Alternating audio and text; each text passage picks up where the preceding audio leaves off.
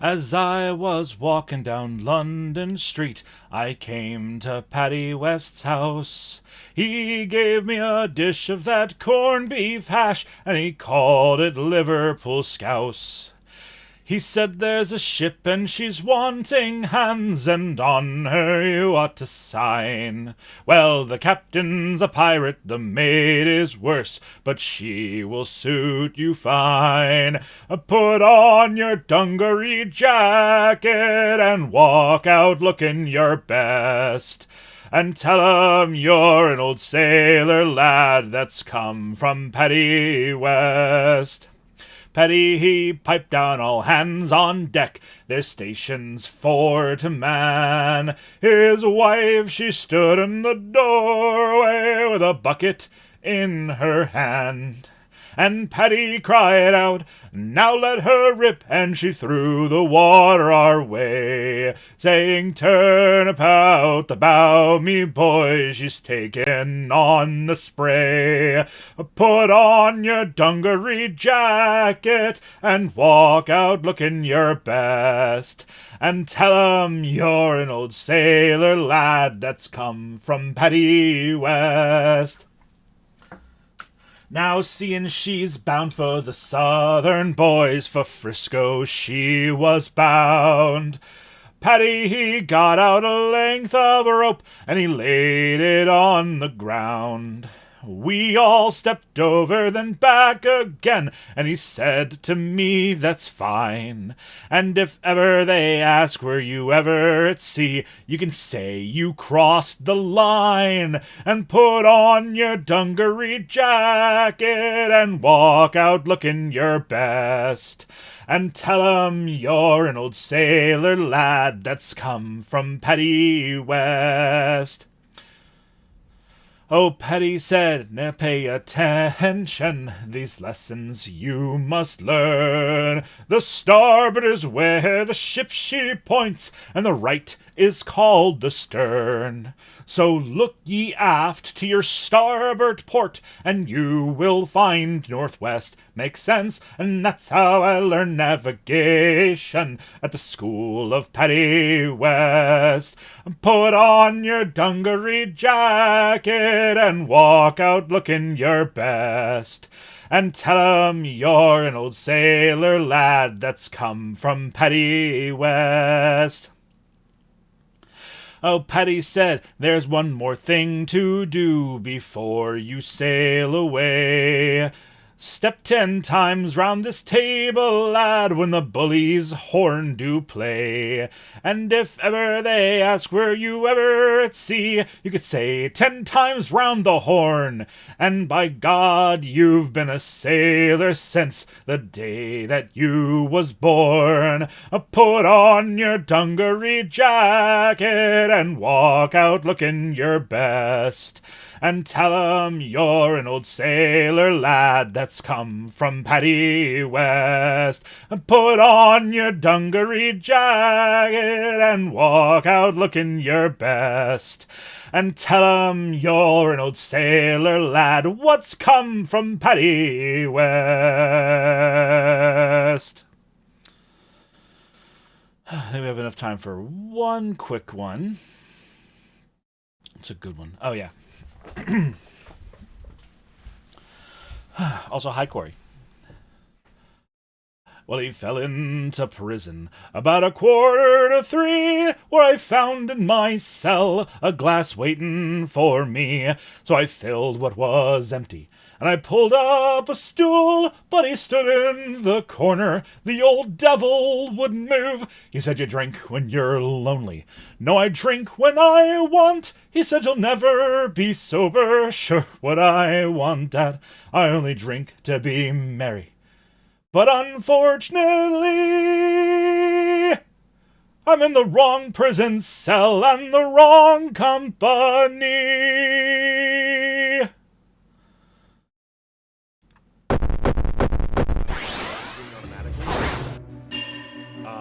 Then it's like if you were still, like, the car's still running. You also, fuck boy.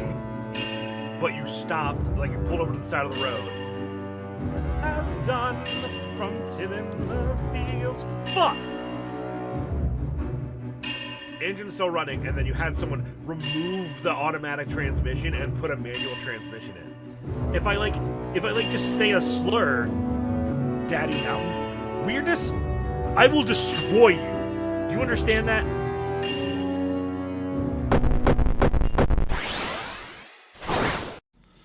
Welcome in, everybody. Good morning. Welcome into the mountain home. That piano is delightful, but way powerful. Let's turn that down a little bit. Good morning, Peachy. Thank you very much for the sub. Hello, Corey. Welcome in, Short, Elfin. Good to see you all. Thank you all for being here today. Hello, BTuber. Hello. Yes, so it's been a couple of months, and I am legitimately apologetic for that. That's a bit of a shortcoming on my part. With all of the shenanigans pushing and trying to steal partner, I've lost track of my core of some of the content that I make here, and it's not lost on me the irony that the ADHD lecture is the one that's gotten pushed back 3 months or 2 months. It's supposed to be in January the first time, but point is, I feel bad about that, and I apologize. So here it is. It's finally here.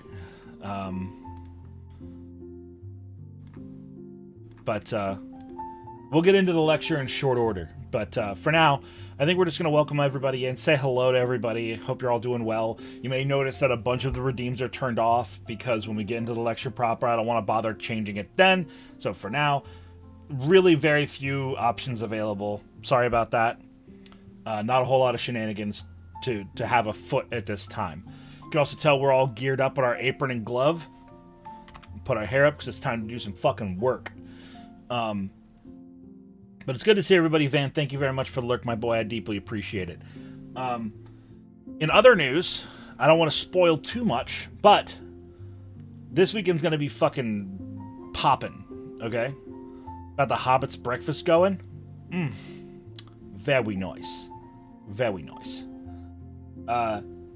Tomorrow we're going to have Tia Singer on. They are a longtime pal of mine, and they agreed to come on. We were actually supposed to have the Horatius Happy Hour with them a couple weeks ago, and it just didn't work out, so we rescheduled for tomorrow, for the 24th. That's going to be awesome. So despite the fact that Dragon's Dogma 2 dropped yesterday, and it's a fucking perfect game for this channel, and I do look forward to playing it, especially after all the stability issues are resolved in the gameplay sort of, the frame rate problems I've been hearing about after all those get patched out, which I understand they already are working on that, so good on them. But yeah, it's probably a game you guys will see on the channel eventually. I just gotta pick it up. But interesting, fun stuff. I've scheduled out the rest of the lectures this year. I'm trying something a little bit different. I think not every single lecture is going to be a really big, broad topic like it's been in the past. I mean, we talked about very large concepts, but as we get into Psychology 102, and in December we'll start Psychology 103 lessons, where they're probably going to be shorter, more succinct, but also more hyper-specific. It'll be probably more discussion-focused in the future, but for now, I think we're still laying out some big concepts which deserve a more long-handed lecture format. And of course, we'll always come back to big topics in the future. I don't see myself giving up streaming anytime soon. Should things change, obviously, the future is unpredictable. But provided that I'm still doing this in 2-3 years, it's going to get difficult to not have to repeat myself sometimes. We might have to come back to some previous lectures, which is actually what today is. For any long heads in the channel, you guys would know we've touched on anxiety before, and I actually repurposed the entire presentation. So a lot of this might sound familiar to people who remember the original slides, which was like over a year ago. But there's a lot of new stuff in here too. So I hope that resonates and you guys get a lot of new stuff from today's lecture, even if you remember the old one. But that's something we're probably gonna need to do in the future. So I'm not gonna throw them out there in any particular order, but some suggestions that we've gotten that I've already put on the calendar for this year's lectures are: we're talking about motivation, we're talking about ethics of psychology, we're gonna talk about cultural psychology, which is one of my personal faves. We're gonna talk about the psychology of sex. We're gonna talk about seasonal affective disorder. We talked about that last year, but honestly, that might be one we do every year. I think seasonal affective disorder is really important, and reiterating that lecture as we go into the winter months each year is really worth doing. I think it's valuable. So we're definitely gonna do that, and we're gonna do dysphoria in this year as well. Is like seasonal depression. So seasonal depression is like, there's a lot of the reason why we call it seasonal affective disorder is because that's like the larger umbrella of everything that shows up within a seasonal time zone type of thing. So like seasonal depression is effectively one of the presentations of seasonal affective disorder. Also, good morning, Milshots. Good to see you, bud. Yeah, I don't want to read off all of them. I don't want to spoil everything, but fact remains, we're pretty cool topics coming up later this year. But yeah, we're just gonna shoot the shit for like a good 15, 20 minutes. Let people pile in before we start. I'm gonna get a small snack before we start. So you know what? I have the perfect thing.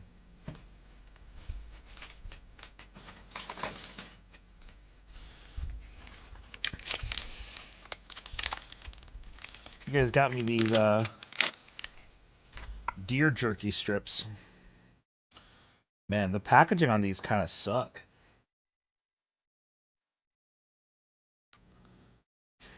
Like the food, like the deer meat itself is really good, but like the fat bloom on this stuff is pretty bad.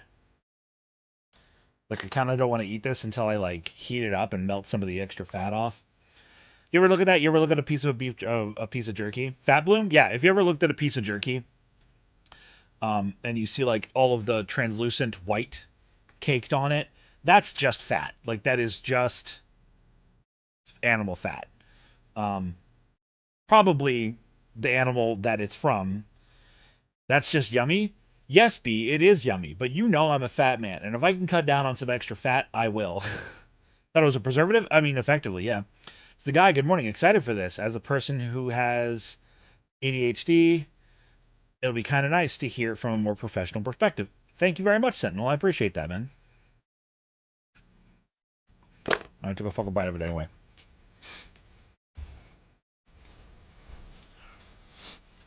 Um, Big love. Hello, Akami. Good, big love to you, dear. So we're gonna do. I have a couple of olives instead.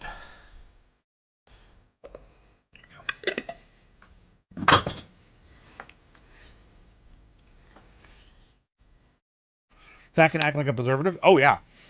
Yep. Look up potted food. Here. Potting food preservation. So potted meat is a common method of preserving food where you put the food in a jar or in a ceramic container, and then you put like liquid, like hot fat on top of it, and then the fat solidifies, and then the fat becomes a lipid barrier that prevents oxygen from getting to the meat. So potted food is a very old method of preserving your food, because fat makes a really, really good dense barrier to prevent the food underneath it from aging.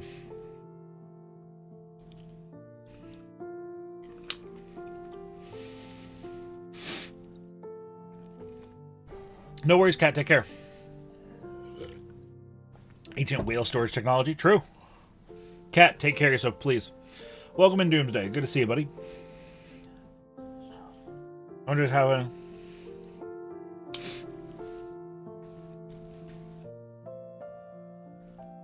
anything with fat, milk shots, the fat will render out. Also remember that like jerky is dried, right? And so that fat's got to go somewhere, man. Depending upon how it was cooked, you know, or how it was dried, that fat will render to the surface and then stick to it, because that's just how like physics works with, you know, hydrodynamics. Surrogate father figure. Hi, chat. Hope you're doing well. Hello, dear.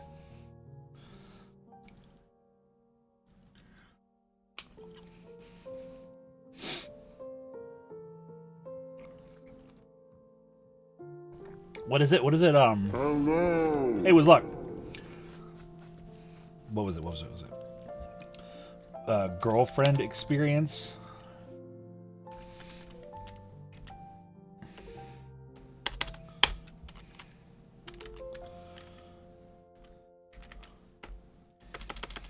What's the acronym for that? Is it just GFE?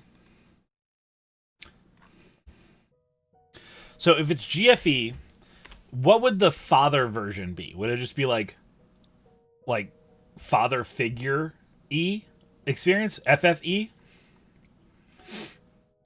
Doing really well and things are going to be okay. Aw, Aranda. You too, buddy. Take care of yourself. Take care of your friend, too. Good on you.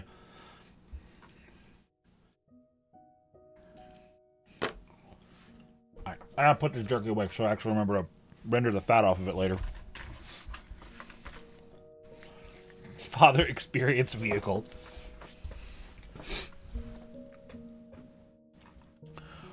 That's the tweet.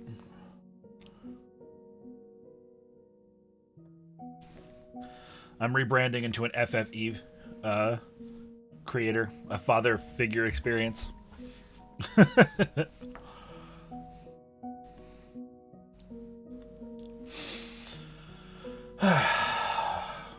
Father figure turns this car around ASMR. Now, I happen to notice that we have the AC on and you keep rolling the window down. I've asked you twice. If you want the window down, keep the window down, I'll turn the AC off. But you keep asking for the AC to be on, so it's cold in here, but you keep rolling the window down. Now, I make okay money, you know that, but I don't make roll the windows down with the AC on money. So I'm going to need you to either roll those windows up or we're going to head home instead of going to the play deck. So, how about you think about your actions a little bit there? Yeah.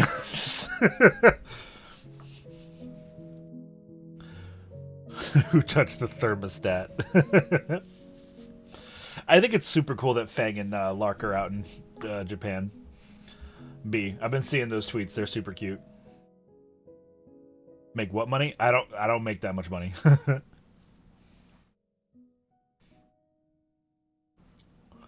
I also think it's cute that never mind. I'm not. You know what? That's not my business. Just because I've observed things, that doesn't mean I need to share my observations. But welcome in, everybody. I think we'll shoot this shit for like 2 more minutes in the start. Good morning, Mike. Welcome in.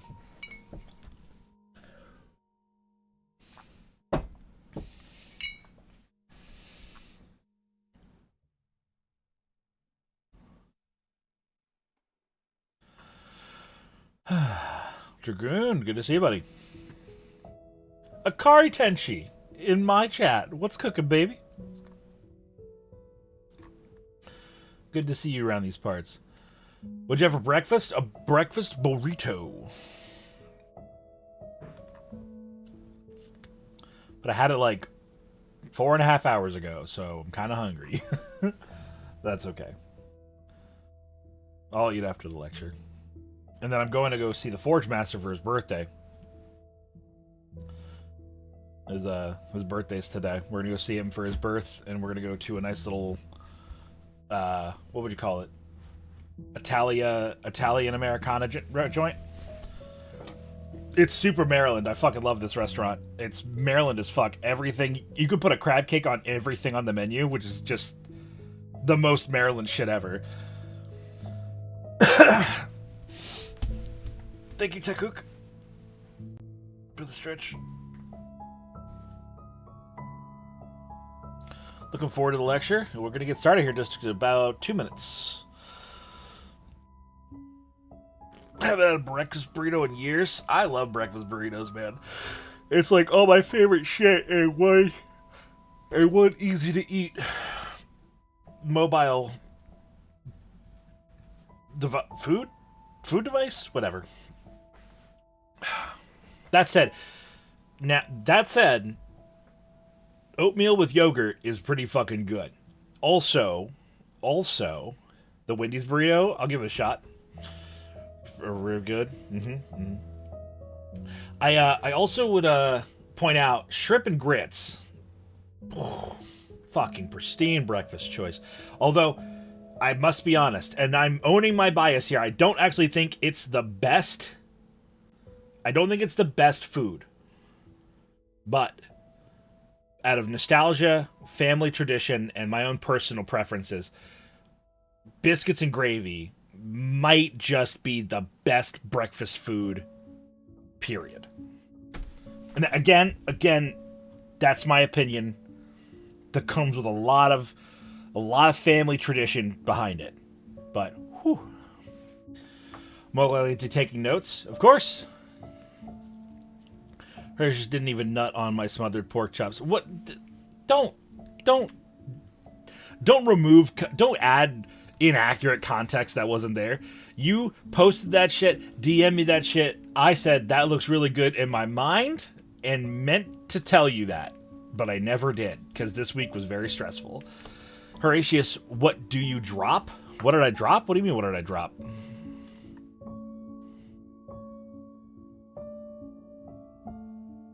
Elaborate, Shock Trooper.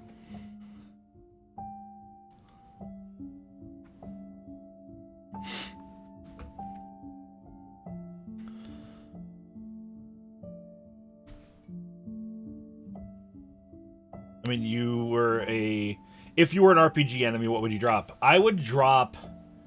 You know how, like, in old JRPGs, right? You know how, like, in old JRPGs you had to use a healing item called, like, a tent or a sleeping bag or a cottage or whatever? This was common in, like, Final Fantasy and Dragon Warrior, stuff like that. Dragon Quest, whatever. Like, a item that heals you to full, right?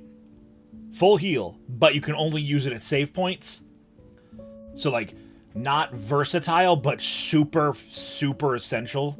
That's why I would drop. I would drop a full party restoration that you can only use in safe locations. I would drop dead. That makes sense, B. You are drop dead gorgeous.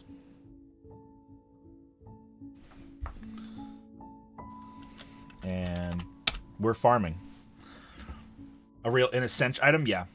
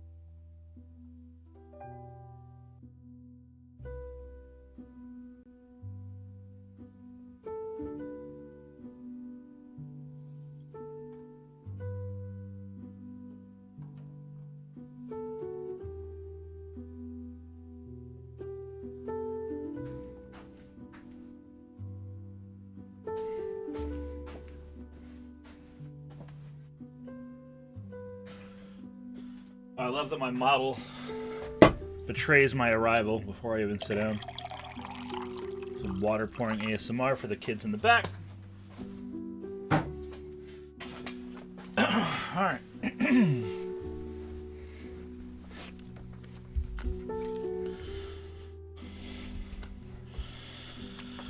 Alright.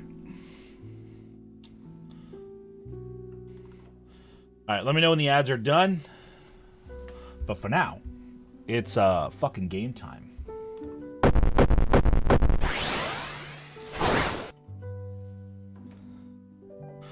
Oh hey, I forgot to do the thing.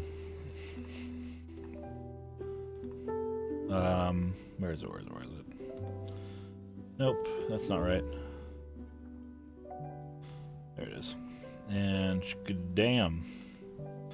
All right. Spoilers. All right.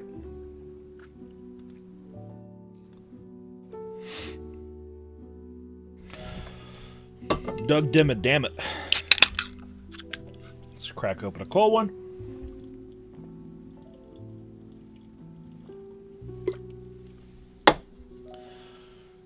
Okay. Pardon. Rock and stone! B2BR Shuffle Harati 4 Glep. B, I might need to get like a Ranma 1/2 character redrawn as me. Like maybe like Genma. Ranma's dad. I mean, it might need to get me redrawn as Genma. Damn it. And then get one of his animations from the intro.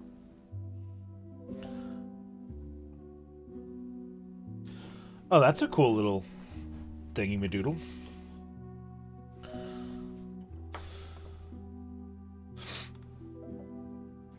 Yeah. The bee dance is from the Ranma 1/2 opening. She is Akane, the main squeeze, and one of the baddest bitches in all of anime. Alright.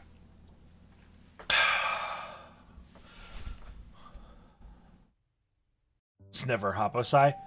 That character should stay in the past. Alright. Real quick audio check. Is the piano too loud? If it is, I will turn it down. Otherwise, I'm going to keep it.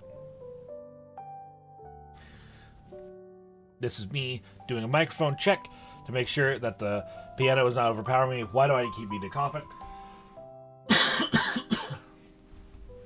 My name is... Is that what you mean? Good. This guy here. Hello. Alright. Let's kick it. Alright, everybody. Welcome to the 5th lecture of Psychology 102. Attention Deficit / Hyperactivity Disorder.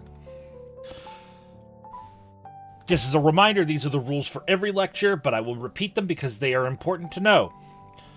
Rules for these lectures. If you want to ask a question that's relevant to the current topic at hand or the current slide, please feel free to use the raise hand channel point redeem. There is a cooldown. It's not very expensive.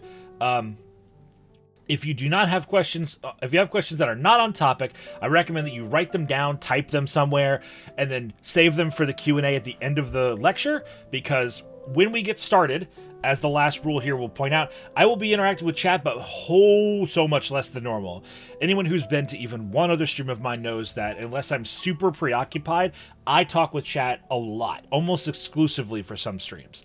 But when I get into the lecture, I ain't reading chat as much. So if you have a question and you want to make sure I see it, use the raise hand command, and then ask a mod to pin the question if I haven't responded to it yet. Have some patience. I will not interrupt my own train of thought sometimes. I will fucking pursue what I've got to say. So just be patient. Understand that I will get to your question. Yes, Wizlock, thank you for showcasing that the redeem does in fact work. Unless you do actually have a question, in which case, go ahead. Did the button...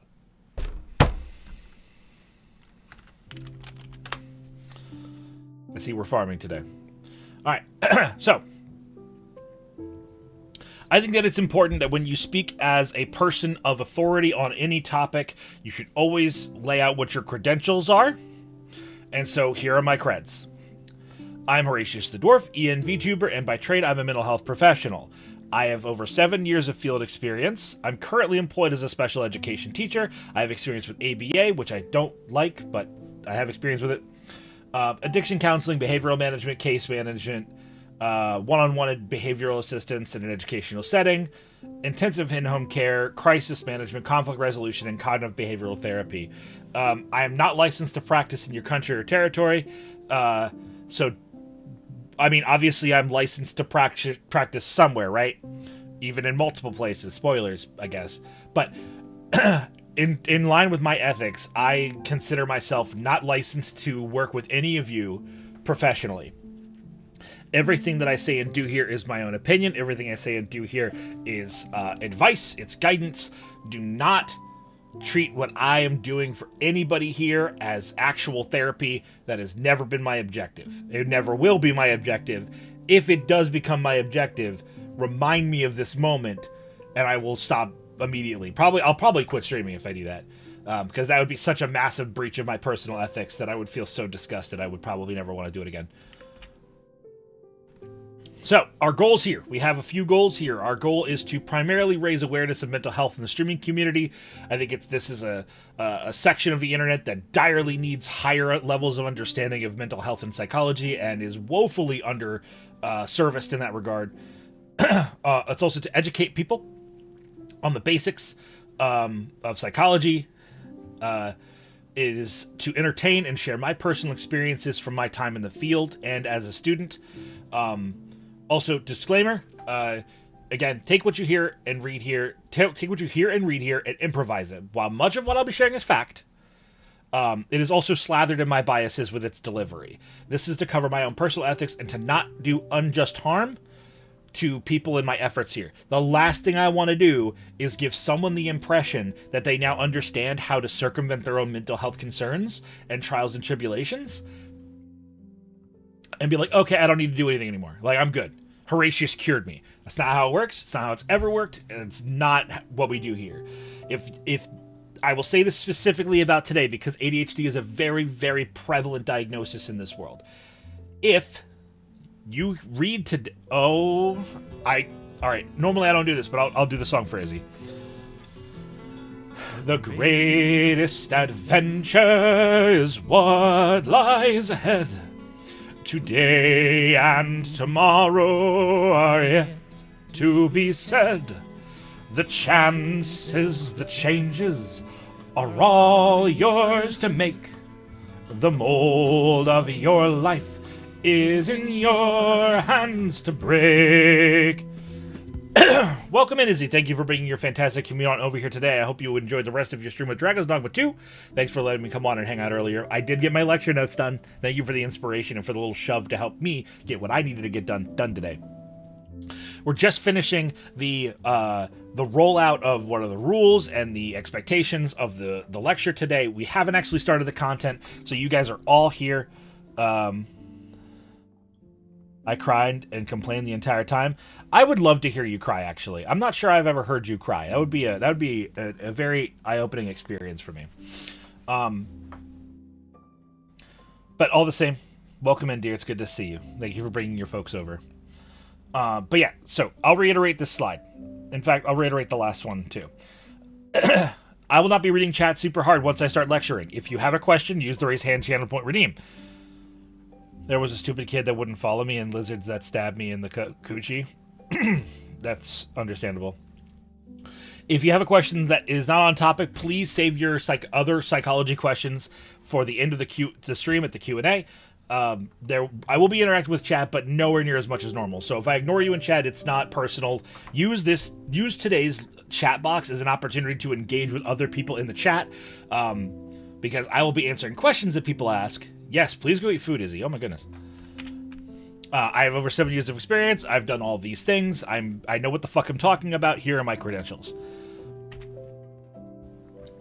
And our goals here are to raise awareness of mental health in the streaming world, are to educate people on the basics of psychology, and they are to entertain and share my personal experiences with people from my time in the field and as a student. I will again read my final disclaimer. I think it's very important to read this verbatim.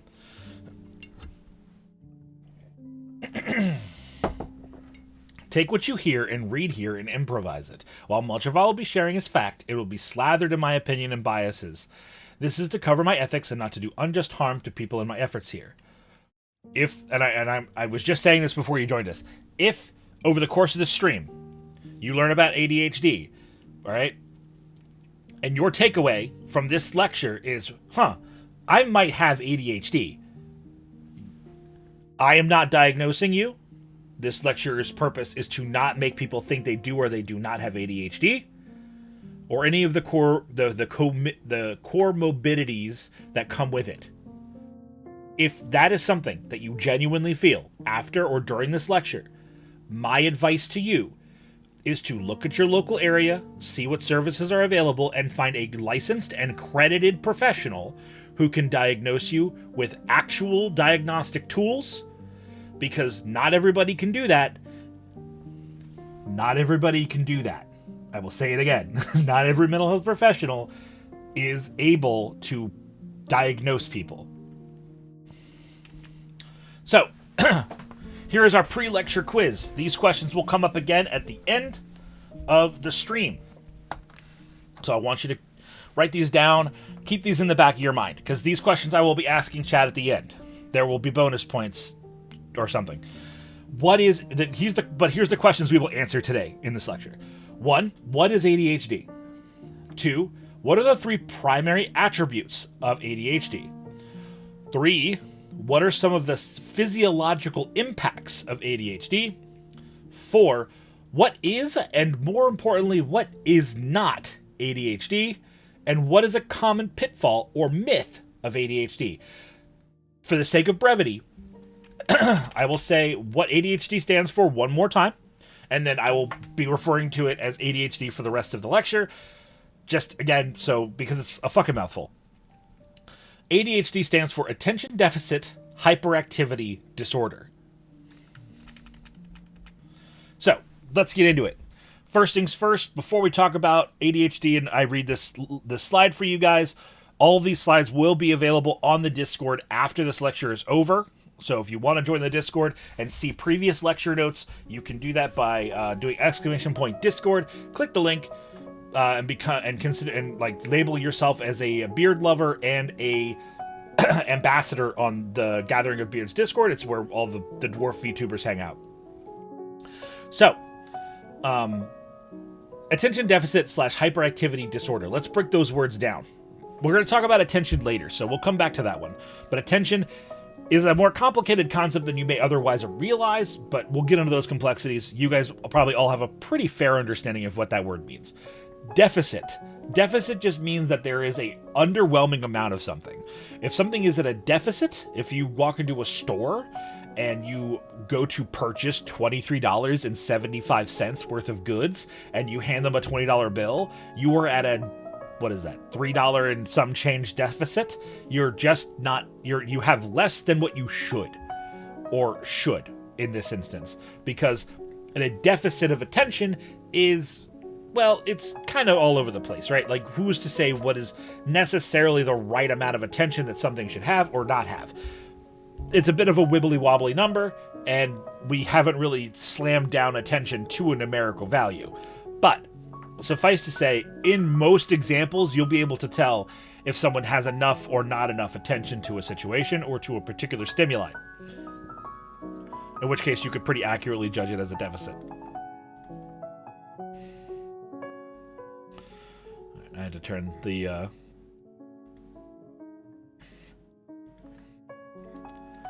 had to turn that down a little bit. So, hyperactivity. So deficit is essentially hyper is the opposite of hypo. Hyper is too much. Hypo is not enough. So hyperactivity means that a person is experiencing a level of hyperactivity.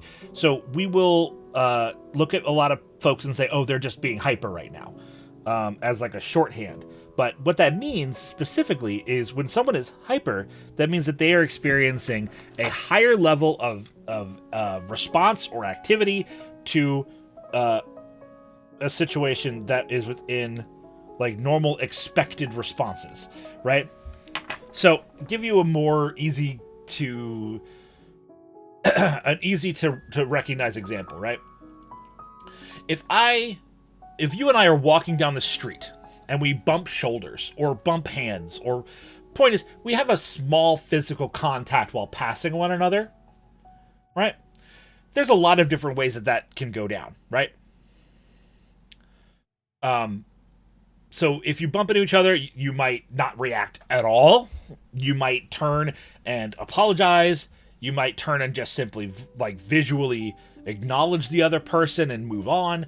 And then there's the other extreme where you fucking attack them or yell at them or whatever. So these later examples are people having a hyper high level of response, right? So that would be, in most people's opinion, a hyperactive response to a stimuli. Like, have you ever seen that picture of like it's like the young boy and he's like drawing, but he's like, ah, and it's like, I fucking love drawing. Like that's a ludicrous, like genuinely comedic response to drawing, right? Like everyone, like plenty of people love to draw. I'm not good at it, but I like drawing. It's fun.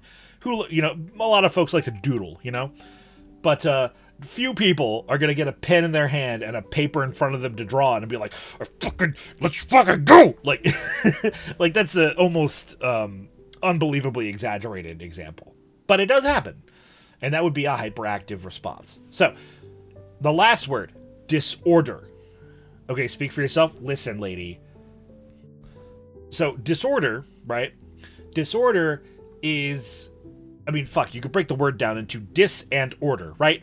So it is a non-functioning level of order. So it's not orderly.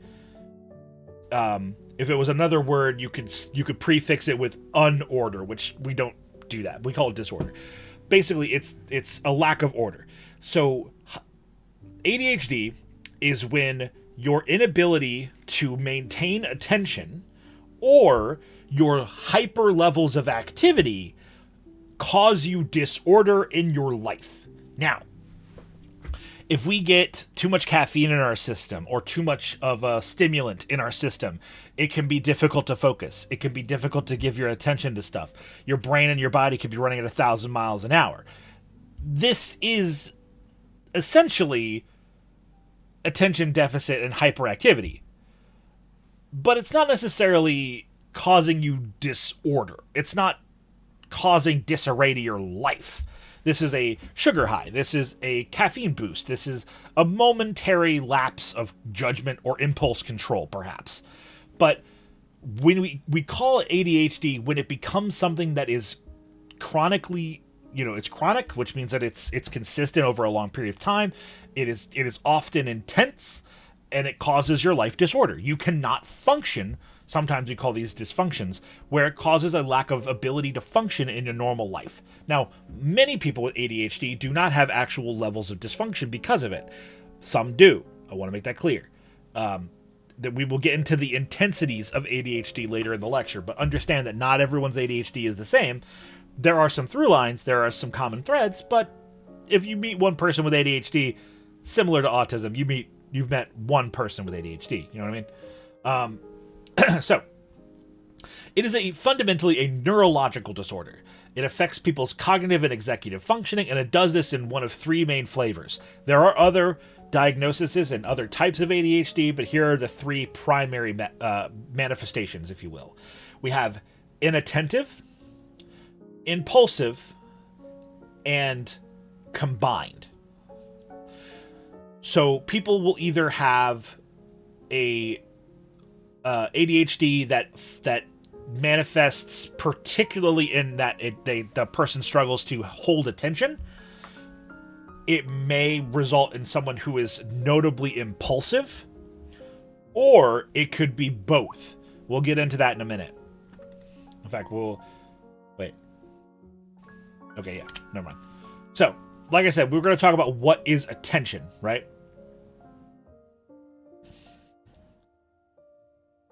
ADHD.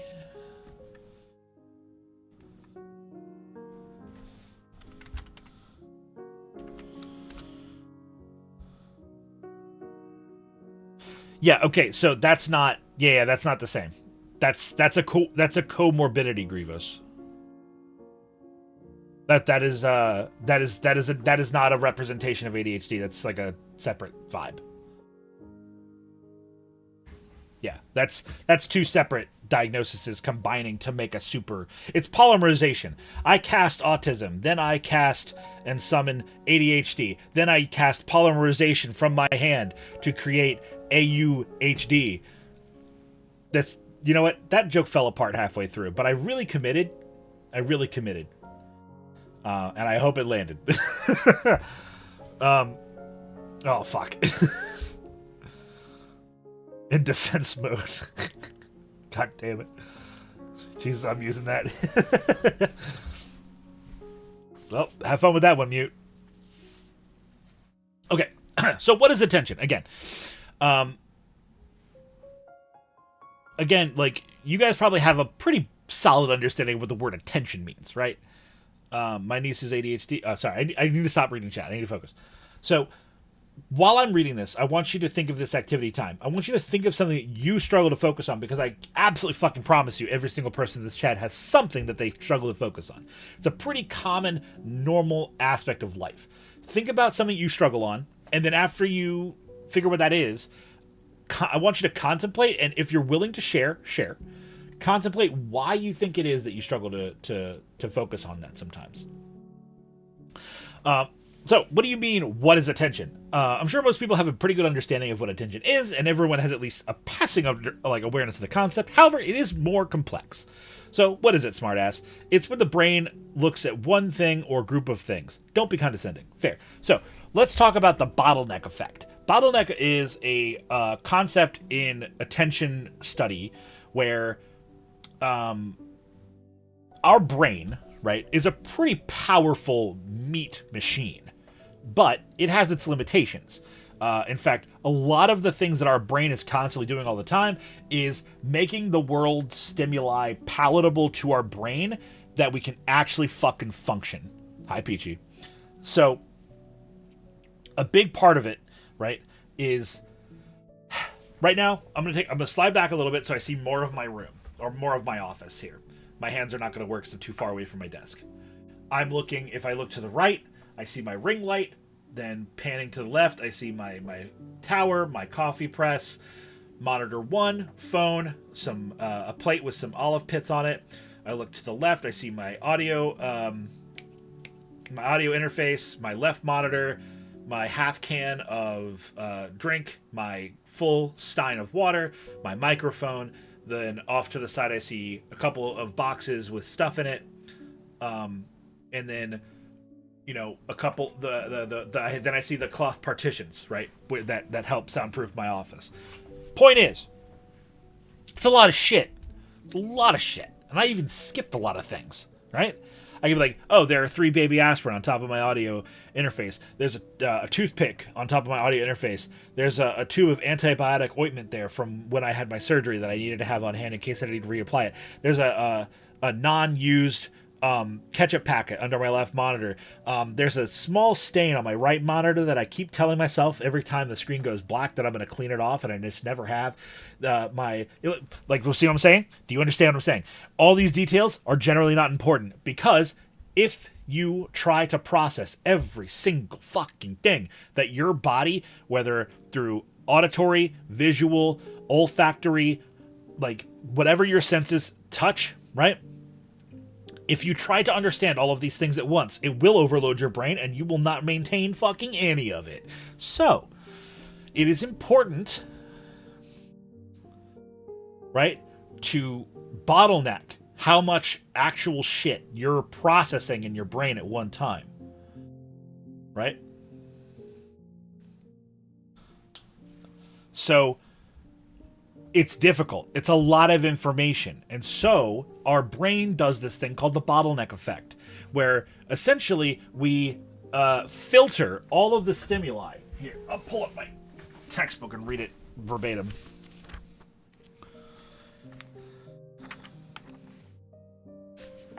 There it is.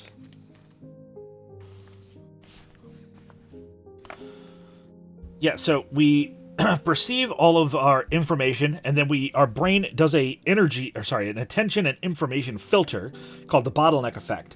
And then everything that gets past that filter, as basically our brain goes, this is important enough to care about, that stuff actually goes into our consciousness and into our mind and is recorded to some degree, either in our short term and then later to the long term, or to the short term and then discarded, because that's how memory works. Oh, I love memory. I did my whole fucking thesis on it. I could talk about memory a lot. Point is, we'll talk about it later. We've also done that lecture before. Point is, attention is something that we cannot keep all of it. There's too much shit to pay attention to. Our brain just literally fucking combust. So, when we go through this stuff, our brain has to narrow things down to make it palatable, to make it understandable, to make it processable. So let's talk about sheds. If you're building a shed and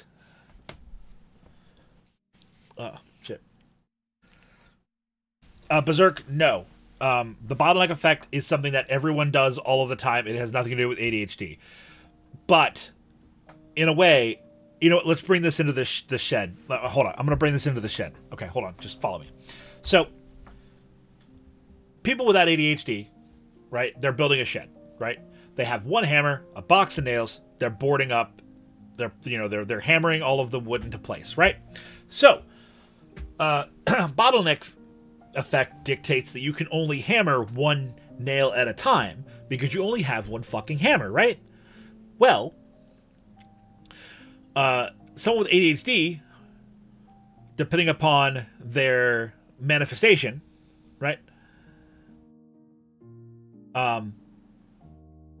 This is going to get kind of a muddy effect really fast, so just follow me on this one. It would be like if you took a claw hammer and cut it in half and then handed half of the hammer to a second person, or put the second half of the hammer in your other hand, and you were like, okay, now I can hammer two nails at once. But then you get there, and your brain's like, I don't have the hand-eye coordination to accurately hammer two nails at the same time, and I'm just doing a shit job at both of these things, so I'm going to stop. I'm going to hold the one half of the hammer in my other hand, and I'm going to focus on the one hand, and I'm going to hammer accurately with one hand, and now I'm doing the whole thing poorly. Harati for shed. Thank you, Kilda. So, that's kind of like how the bottleneck effect works and how the bottleneck effect gets manipulated by ADHD. Basically, your ADHD convinces your brain that the bottleneck should be a wider gap than it actually can be comfortably. And so you end up looking through a larger scope, taking in too much information, and you end up either overcommitting to one part of the information entirely, which would mean, hold on, let me wind that back a touch. Either your ADHD makes the gap in the bottleneck too big, and there's too much shit, and you get overwhelmed, and you can't focus on anything because you're too busy going, oh, A, but what B? Hold on, there's C over there. Whoa, D, check that out. Oh, E. Like, you can't focus on anything because you're constantly taking in too much information. Or you suffer from, like, hyperfocus, where the bottleneck gets super fucking narrow. Hands. And then you can only see... Hold on. And you can only see like one thing at a time, and that's all you can focus on. So, in a way, you can take it as the ADHD fusses with your bottleneck effect. So, let's talk about ADHD symptoms as in accordance to the DSM-5. So, we have, like I said, we have the attention, the inattention presentation. We have the hyperactivity / impulsivity presentation, and then combined, which is obviously just both. But inattention, right? excuse me, is frequently overlooks details or makes careless mistakes because they're too busy focused on too many different things. They're not paying attention to any one thing enough. They often have difficulty maintaining focus on one task. Often appears to not be listening when spoken to, including when there's no obvious distraction. This symptom can also manifest as people. So we've talked about flow state in the past. Flow state is essentially the level of stress that a person needs to be at to be their most effective, right? So people who have ADHD often, not always, especially people who are who have like inattentive ADHD, need a higher level of stress to be in their flow state, because too little stress and they can't focus on it because it's not challenging enough, it's not engaging enough. Again, everyone's ADHD is different. That's just a personal trend that I have noticed. Frequently does not finish following instructions, failing to complete tasks. That's a huge one. People who have inattention ADHD often find themselves starting projects and never finishing them. They'll be fucking excellent, and then essentially they have an inner clock. They have a fucking ticker in their head, and once that runs out, it's like, oh, hello, all right, and it's like you got 35 seconds, or you have 2 minutes and 5 seconds from the beginning of a task to when I can't focus on this anymore and I got to do something else, right? People who often struggle to organize tasks themselves, so like meta stuff, like organizing things on a meta level. Oh, you've hit the part where you described me. I'm so sorry, dog. Frequently reluctant to engage in tasks that require sustained attention. That is something that a lot of people with ADHD, especially ADHD inattention, struggle with. Is they see a task that they know they're going to struggle with, and they have a bit of a defeatist approach where they go, I'm not even going to start that shit because there's no fucking way I can do it, which is a horrible, horrible perspective to have and is absolutely overcomable. Taku, that's every one of these lectures, dog. I'm so sorry to tell you. Avoidant, yeah, in effect. Frequently loses items required for tasks and activities. This happens because they are not paying attention to all of the details of a task. So you do stuff like, or just JoJo Flurry of Blows. Yeah. So you like go, okay, I need to do this, this, and this. All right, these 3 things require 4 different items. I'm going to keep 2 of them, and then where's the what? You know what I mean? Like, that just happens. That happens. Frequently easily distracted by extraneous stimuli, including thoughts in adults, in older teenagers. Easily distracted. So, like, inattention means a couple of things, right? Anyone here do a lot of climbing, like outdoor climbing? When you climb a vertical surface, there's a handful of different tools at your disposal, right? Some of them are like shallow hooks, right? Like you've got, like in your shoes, you might have hooks, or in your gloves, you might have like grip or something like that, but then there's also like pitons, which are like things that you like hammer or sink into the surface that you're climbing to essentially make catches that if you fall, you'll only fall to that point. That'll catch you, right? Having inattention means that you skip those pitons. You just go, I only have enough like attention to use short-term hooks. And so because of that, it's easy to distract. It's easy to lose progress when you have inattention hyperactivity or hyper ADHD, because you're not committing, you're not checkpointing, basically. Think of it like that. You struggle with checkpointing, and often forgets daily activities or is forgetful when completing them. Super normal.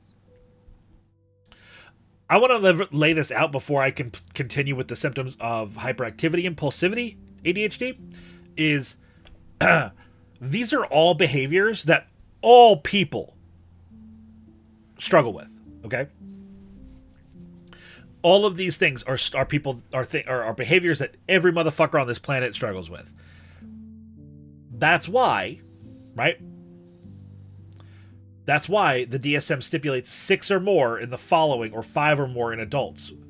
We're excluding situations where these symptoms are better explained by other psychiatric or medical conditions, because there are things that can happen that can cause you to struggle with some of these behaviors, just to sort of represent these symptoms that have nothing to do with ADHD. And we're going to talk about those later as well, because we're going to get into the myths and the what is and what isn't of ADHD, and that stuff's going to come up. So with hyperactivity and impulsivity ADHD, it's where we see that that inability to have impulse control is to the forefront. I would think of it like inattention presentation of ADHD is where it's you struggle to commit to stuff, whereas hyperactivity impulsivity is you struggle to say no to stuff, which sound the same, but they're very different, right? If you have a social circle and 6 people or 3 people over the course of a week say, "Hey, can you hang out on Saturday?" People with bad impulsivity or bad impulse control will say yes to all those motherfuckers, right? People with inattentive ADHD will say yes and then forget. And when that Saturday comes, inattentive will come in and go to the first thing maybe, or miss the first thing, go to the second one, and then forget to go to the third one. Whereas hyperactivity, impulsivity will go to all 3 and not commit to any of them for any substantial amount of point, So impulsivity, hyperactivity is often fidgeting or squirming in a seat. That's like premium hyperactivity stuff. Apollo, hello. Frequently has trouble sitting or sitting still during dinner, class, or meetings. Again, this is a big difference here, okay? People who have hyperactivity, impulsivity can sit in class or sit at dinner or sit at a thing and do that thing. Also, Beast, thank you very much. They can do those things, right? But they're going to be distracted the whole fucking time. Whereas people who are inattentive will sit there through a lecture or through a stream or through a class or a dinner or a meeting or whatever, and they will just be checked out the whole time. So but if you put 2 ADHD people, one of each of these presentations in a lecture, i.e. my fucking classroom at work, you're going to have a kid who's sitting there playing with toys all day. Hi, Berserk. Hello, Trustein. And then you're going to have... Berserk cheered X10, less than 3. Thank you. And they're going to have a kid sitting next to him who is spaced the fuck out the whole time. Right? Frequently runs around or climbs in inappropriate situations, and adults and teenagers may be present only as restlessness. Yeah, so people who have this constant need to get their physical energy out, that is a common trait in people who have hyperactivity/impulsivity.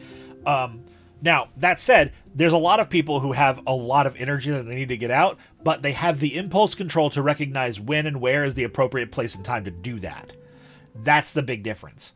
Cannot quietly engage in leisure activities or play. These are people who just cannot, even in their most calmest video games, are fucking shouting.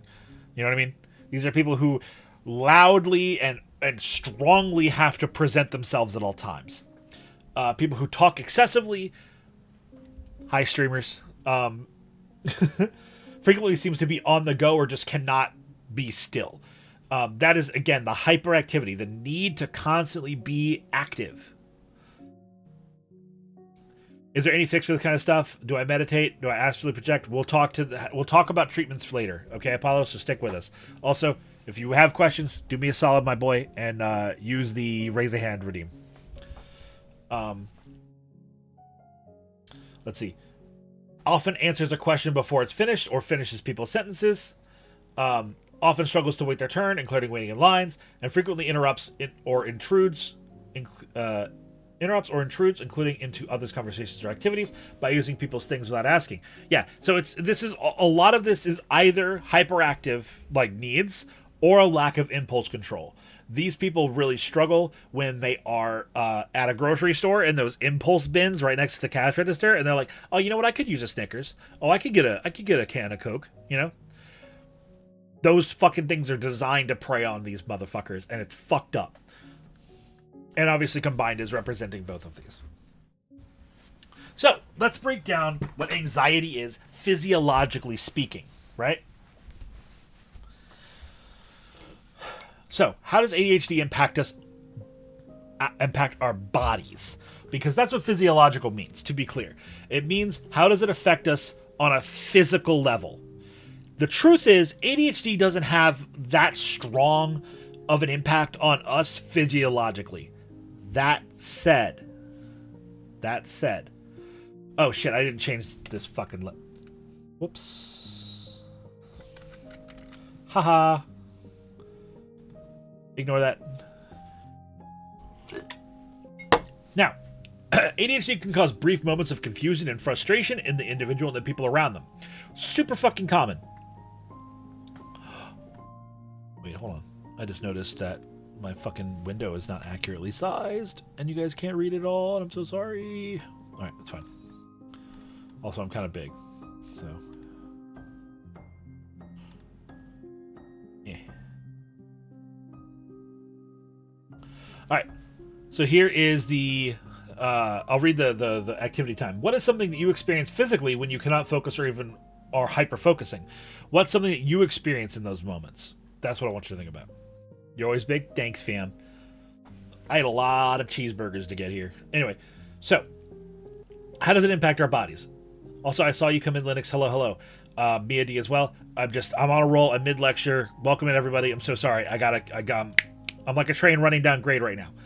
So, if you have questions, please use the raise hand redeem. But welcome in. ADHD can cause brief moments of confusion and frustration to the people that are experiencing it and the people around them, right? This can lead to one's anxiety to rise or other forms of arousal to trigger. And we can always refer to previous lectures. Again, if you want to see all those lecture notes, you can go to the Discord and find there's a whole thing for it there in the Horatius Halls. But essentially, arousal, anxiety are very much tethered concepts, especially physiologically speaking, and ADHD symptoms can lead you to feeling those things. Because let's look at this graph here. So, ADHD, right, is a prevalent neurodevelopment disorder characterized by inattention or hyperactivity/impulsivity. So, these things can cause stress, which leads to inflammation or arousal, which causes anxiety. This fucking shit can flow together constantly, right? So, consider that while ADHD by itself does not have any super duper strong physiological presence on you, right? It can lead, and does often lead us to feel anxiety, to feel stress. And those things have massive impacts on us physiologically speaking. But it is important to know that when you feel like all hot and bothered or confused or flush or whatever, that has nothing to do with your ADHD. But your ADHD is triggering stress or triggering your anxiety, and that in turn is what's leading you to feel this way. It's there's a middleman, and you got to recognize that it's not ADHD doing it by itself. It's ADHD being the catalyst for other symptoms or for other causes that are leading to symptoms. Just understand it's a 3-step process. Welcome in, Love Slug. Thank you very much for the follow, and welcome in. Now that you're following, you'll some random loiter hand inside the mountain home, but I welcome guest here in the mine. In short, ADHD has on its own has very little physiological impact on us. However, it is a catalyst, like I just said, to many other circumstances that can impact us. So, let's get into what ADHD is not, because there's a lot of things that ADHD isn't. ADHD is, it's not depression. It's not trauma on its own, although trauma can cause someone to develop ADHD. ADHD is not autism. ADHD is not bipolar disorder. It is not any of these other things here on this right side. Okay? I don't know if my cursor is showing up enough. But, so, Now that we've covered a baseline of understanding of what ADHD is, let's get into what it isn't. As with the previous slide, many of the symptoms of ADHD can seem or indicate to some of the above diagnoses, and often ADHD people have what are called comorbidities, or compounding diagnoses that can include the above list. It is essential, however, to note that these comorbidities, while frequent, are not guaranteed and should only be assessed by a professional. Now, I looked around for a while to try and find if there was some accurate modern statistics for what comorbidities there are for people with ADHD, and I found a lot of conflicting numbers from various sources that I had varying degrees of trust with. My point is that it's consistently, it seems to be a majority of people with ADHD have some level of comorbidity with another diagnosis, but it is not a overwhelming majority. If you guys are okay with me going off the cuff here, I would say around a fourth of people with ADHD, right, have just ADHD. About a fourth. I've seen some people say 20%. I've seen some 30%. I've even seen a couple of studies say 35% or a third. But I would say just on the safe side, ballpark it to a fourth. Again, that is just my understanding of the statistics. Newer numbers may come out. That could be inaccurate. It probably has nothing to do with globalization in terms of different demographics. My point is that statistic is a very complicated one, and I will not pretend to have the perfect answer. But I would say about 1/4 of people with ADHD. That's what I'm comfortable with putting my name to. About a fourth of ADHD people have just ADHD. Anyway, yeah. So I see that question, Mia. So the thing about ADHD is that it is a neurological disorder, fundamentally. So the overwhelming majority of people who have ADHD have it from their genes. They're born with it. Genuinely. It's just a neurodivergency that happens at birth. Or develops, whatever. You get what I mean. That said, trauma is a powerful fucking force. And trauma can, if I'll say it this way, okay?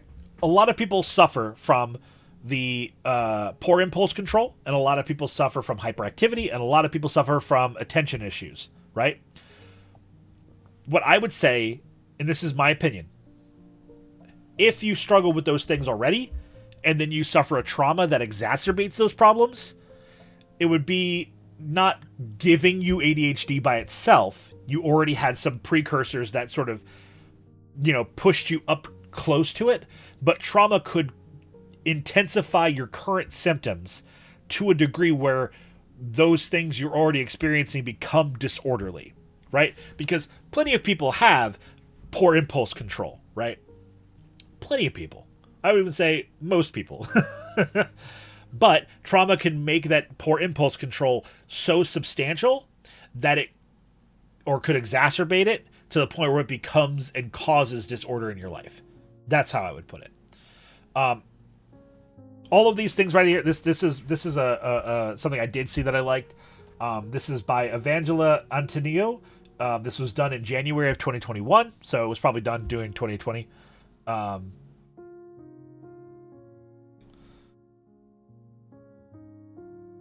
It become basically the same from a different source. Here's how I'll say it to help you with that being crowned. When Son Goku, right? When he goes Super Saiyan, his power level goes to a certain state, right? If he goes Kaioken, right? Times 5, and that power level is similar to Super Saiyan, but then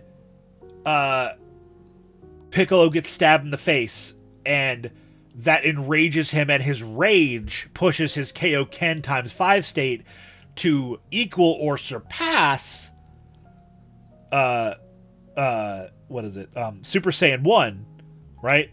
Then even though one of these things was lesser and then got bumped, and one of these things was already at that state initially, the end result is the same.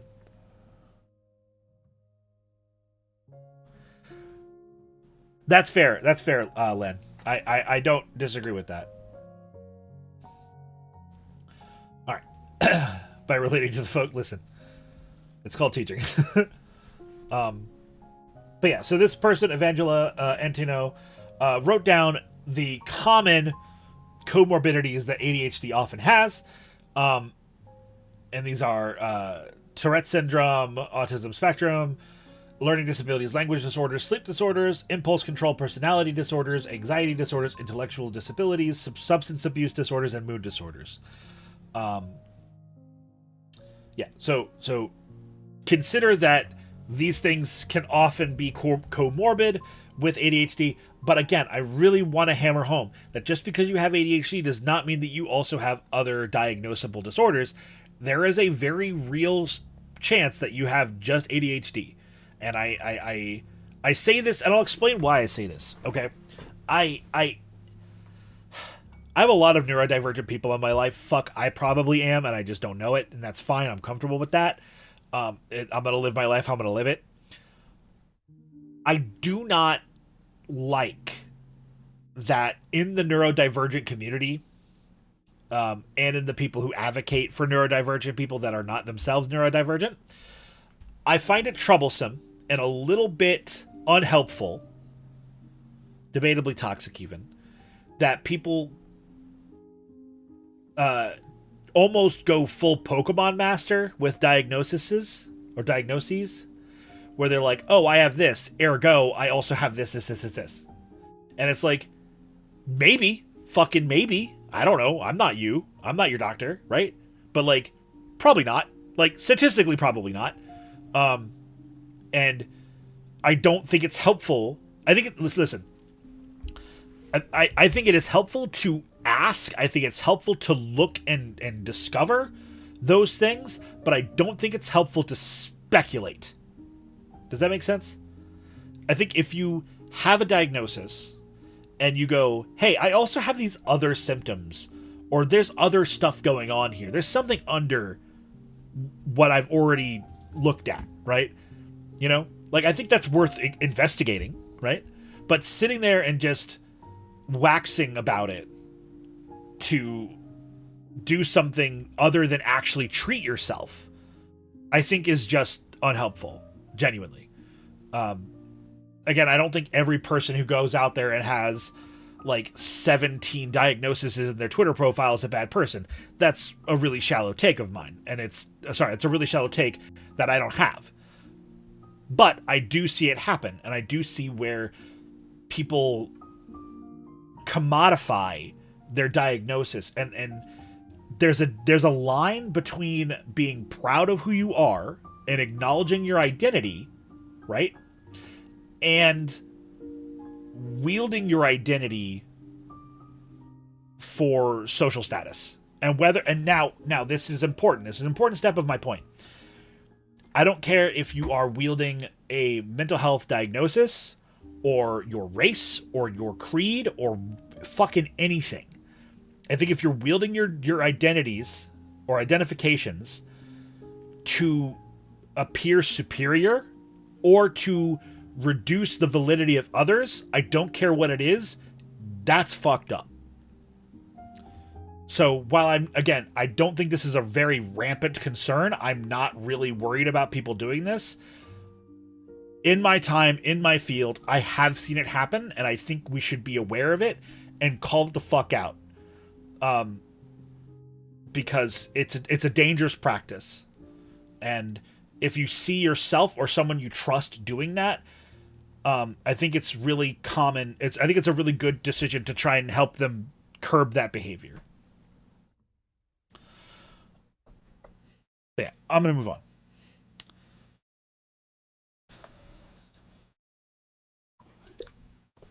All right.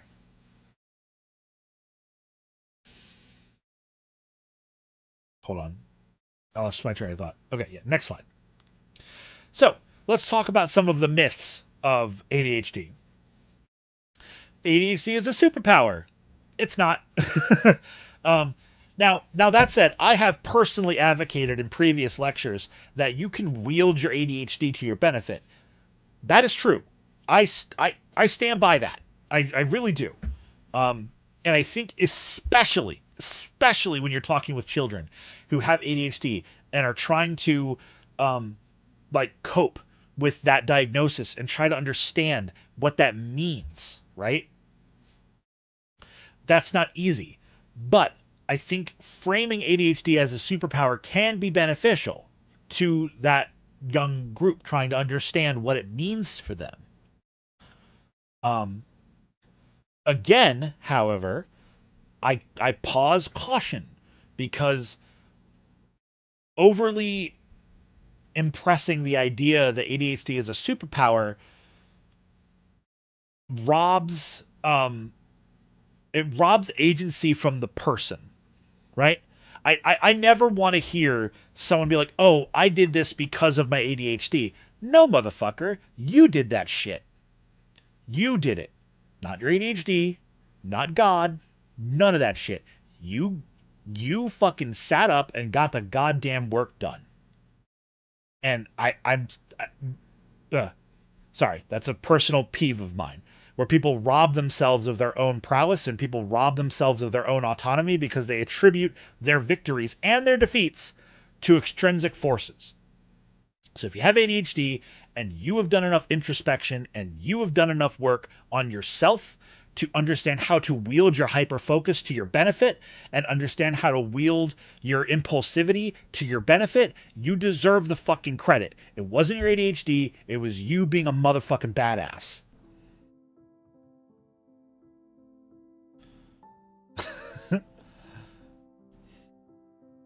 ADHD is an excuse to be lazy. No, it's not. No, it's not.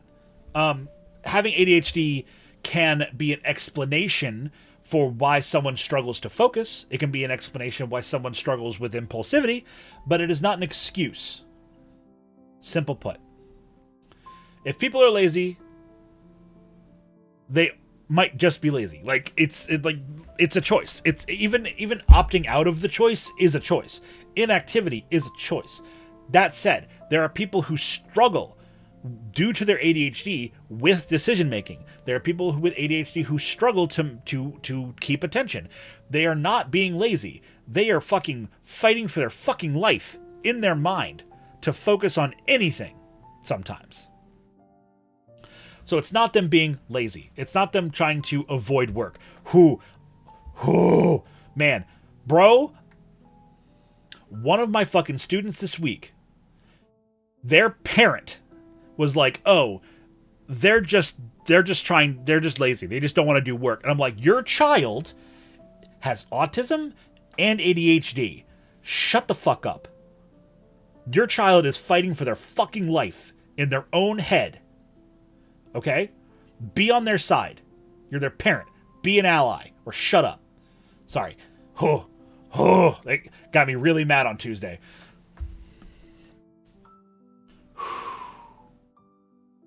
What level do I teach? I teach middle school. Also, if you have questions, don't fucking point to it. I fucking read it. Do me a favor though. If you have a question, use the raise hand redeem or ask a mod to post it. Or to pin it. The issue is parents are usually uninformed. Yeah, really, they just. Gotcha. Sorry, I misunderstood.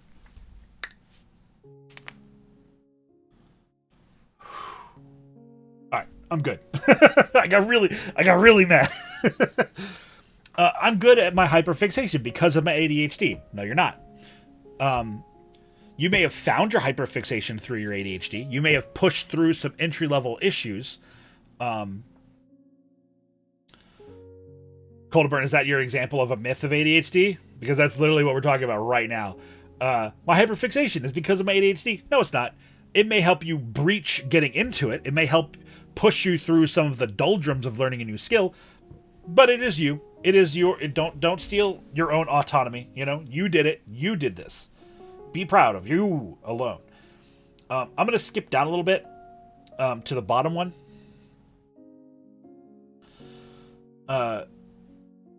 If I treat my ADHD, I won't be as effective at my job or passion. I hear that shit a lot, and I've even heard it. Oh, I got to stand up and stretch. Ugh. I've even heard that as an excuse to why someone doesn't get treated for their ADHD. They're like, hey, like my hyperfocus really helped me in college, or my hyperfocus really helps me with this or that, and it's like, if I treat my ADHD, I'm not going to be as good as I normally am. There is unfortunately a crumb of truth to that, and I want to talk about that. When you have, particularly people who have really strong manifestations of ADHD, when they struggle with their ADHD and then they start getting treatment for it, the treatment can often cause a pretty strong shift in their behavior, whether this is medicinal or talk therapy, or a mixture, which it should be. But whatever it is, often people can feel a very strong disconnect from their previous forms of effectiveness that was brought on by their ability to hyperfocus or their impulsivity or whatever they had considered their superpower at the time. This is super misguided because it's short-sighted. Two, it often, although not always, it often neglects the benefits, it neglects the downsides of your alleged superpower. Like, something that I see people point to is they're like, oh, I was able to focus for 10 hours a day on my thesis because of my my ADHD. And if I start treating it and it changes my ability to focus, to hyperfocus and makes my focus more well balanced, then I'm not going to be able to do my work like I had been. I hear that, but you're wrong, because you're forgetting that while you're hyperfocused on something, you're forgetting like there's just only so many days in a week, and only so many hours in a day, and only so many minutes in an hour. If you sit there and you just like fast yourself for 10 hours working on something, you're not cleaning your house, you're not taking care of yourself, you're not doing all the other things that you need to be doing to live a healthy life. Like, it's good that you can sit there and just dump hours into a project and get the work done. But yeah, time blindness is very dangerous, and it can cost you a lot if you're not careful. So I understand that some people get scared of losing some of the benefits that they feel that they have from their ADHD running rampant and being untreated. And I understand this is going to sound super fucking biased coming from a guy who works in the mental health field, who is not only emotionally, personally, and financially incentivized to suggest this, but you're hurting yourself by not getting treatment. And while in the moment where you transition through treatment, it's so important to push through that initial fog, that trying to figure out what medication dosage is right for you, while trying to figure out what therapy is right for you, while trying to find your actual coping skills and strategies. Long term, you will be so much happier, you will be so much more effective, and so much more capable of living your life the way you want to live it, by giving yourself like that power again. And this is coming from my heart, not really from my mind anymore when I say this. I want what's best for you. I want you to live your best life. And sometimes getting there is hard. Sometimes the journey sucks.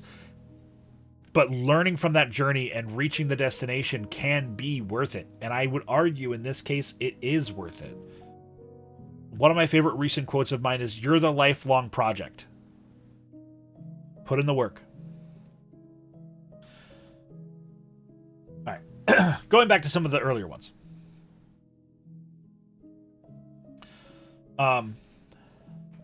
ADHD means you can't concentrate. That's hooey.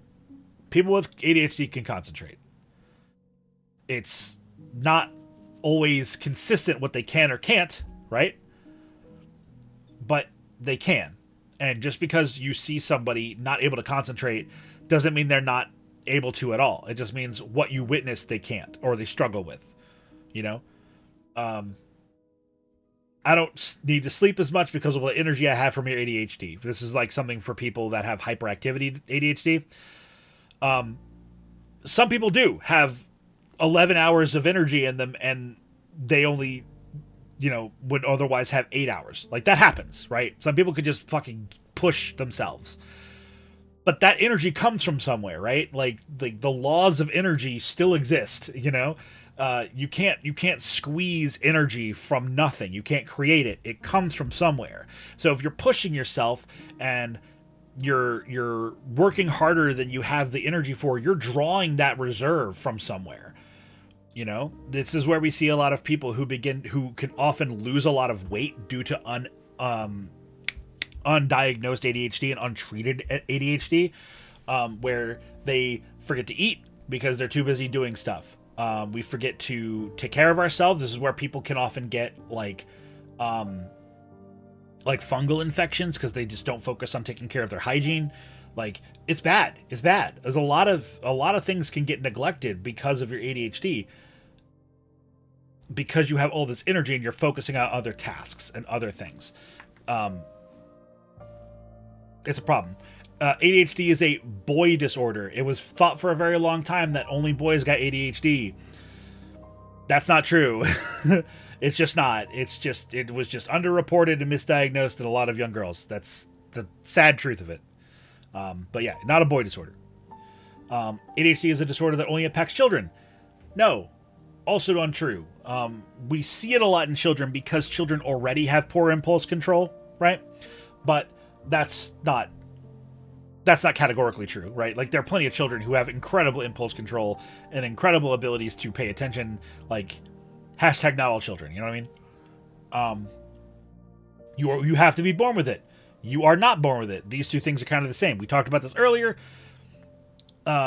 Some people are born with it, and some people can have their pre-existing, neurodivergent symptoms exacerbated by trauma and other life experiences to the point where they, go from having a orderly amount of ADHD to becoming, full on disorderly with their ADHD. I really struggle with the way to say that. And if I treat my ADHD, I already talked about that. So yeah, point is, there's a lot of myths about ADHD, and it's super important to cut through it and find the truths. I see a lot of people in chat talking about how it is beneficial to them in some ways, and I don't doubt that. I'm sure it is.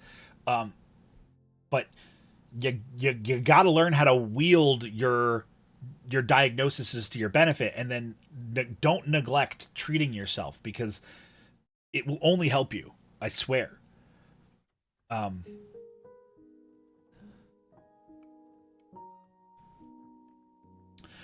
So here's some areas of treatment about ADHD. We have the physiological. I capitalize sleep. Get good sleep. I'm not fucking around. Get good sleep. Hey, chat. You? Yeah. No. Not you. The guy. Yeah, no, you. Get good sleep. Get good sleep. Oh, it's hard. I struggle. I can't. Get a sleep study done. Your insurance will probably cover it if you have it. Get a sleep study. Get good sleep.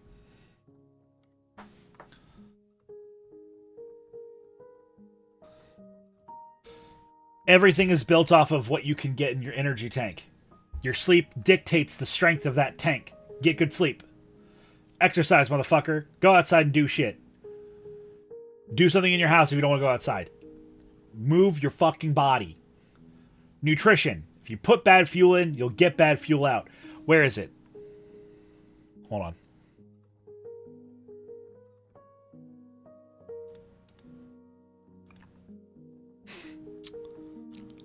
Where is it?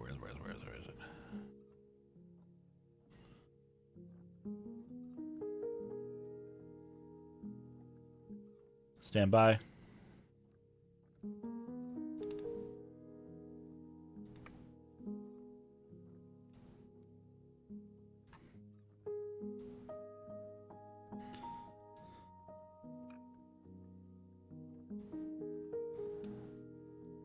Improve your eating habits. Rethink lifestyle rhythms. Get proper exercise. Follow these 3 rules, and you will have a strong body before you know it. Credits to Keyshawn. the amazing artist, for drawing me as Sinchi and his 3 rules of living a good life.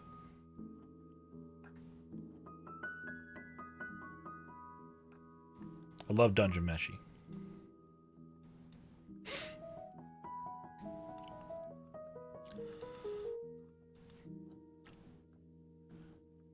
Alright.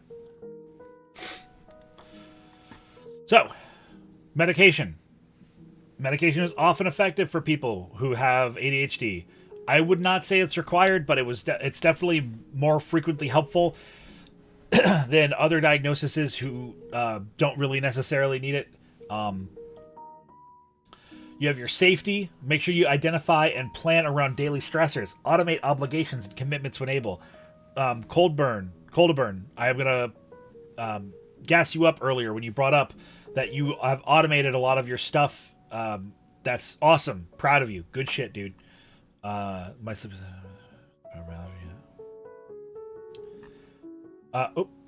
Love. Make sure you have positive relationships when supporting and accepting you while maintaining your boundaries with others. Esteem, self-love, compassion, and action, and act to meaningful objectives and creative pursuits.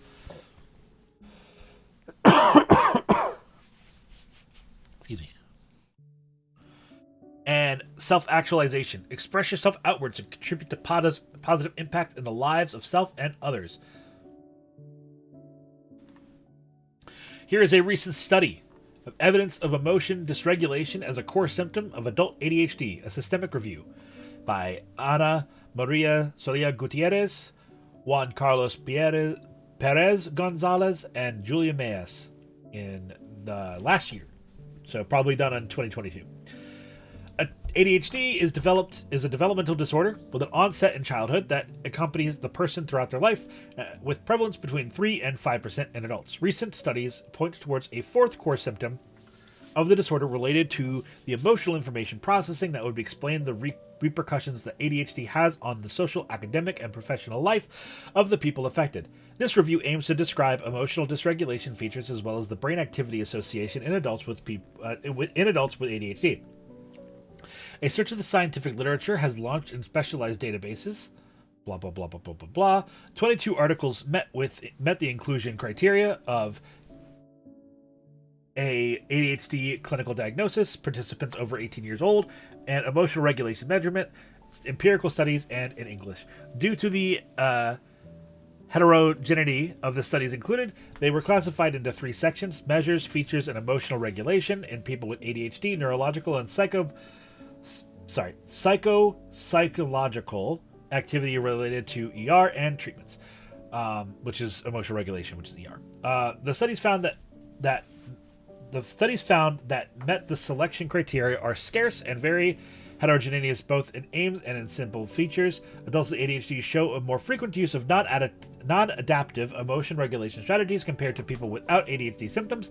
Moreover, emotional dysregulation was associated with symptom severity, executive functioning, psychiatric comorbidities, and even with criminal conviction. Different patterns of brain activity were observed when people with and without ADHD were compared. These results may suggest that psychopharmacological treatments as well as behavioral therapies could be a useful tool for improving emotional difficulties in adult ADHD. So, breaking this shit down for a second, essentially, these 3 people, probably people trying to work on their master's thesis, just judging by it, these 3 people basically scoured previous literature and then did a meta-study where they compared those 22 articles and 22 studies, and compared the data from those to study if emotional regulation had a notable impact on people with ADHD. And what they noticed is that emotional regulation was associated with symptom severity, which would mean that if you have emotional regulation issues, that your ADHD symptoms would be more severe or less severe. They actually don't specify there. That their executive functioning would be impacted, their psychiatric comorbidities would be impacted, as well as a criminal conviction rate. So while they don't actually state whether or not these are all positive or negative, they do seem to point out that emotional regularity, dysregulation rather, has an impact on these statistics. And outside the abstract, they probably get into that, but I didn't read the whole article. But something to consider. So, why are we talking about ADHD? ADHD is a diagnosis that impacts a notable percentage of the species, and if you're not someone who has ADHD, diagnosed or otherwise, it is almost certain that your life is impacted by those that do. Therefore, having a solid understanding of what ADHD is and is not, as well as basic knowledge of what does to those it affects, can bolster our ability to either circumnavigate or embrace as needed and able. So, as you proceed in life, know that there are people that have different difficulties than you, and be compassionate with those you can in the moment. Most people with ADHD know that they're impacting the people around them, and a little love goes a long way. This is a little quote that I have here. Just because we all arrived here at the same time does not mean that the roads that led us here were the same. Gotta see what the findings were? You're welcome, Lady J. Psych. Here, if you want to grab a screen cap.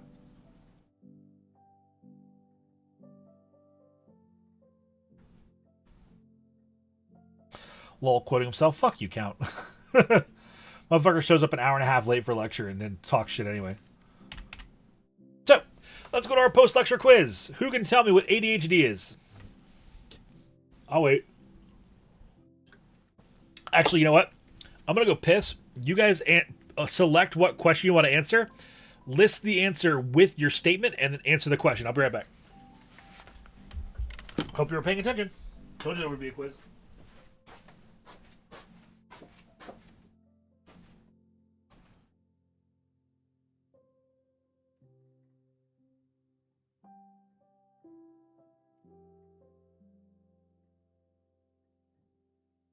Rock and stone!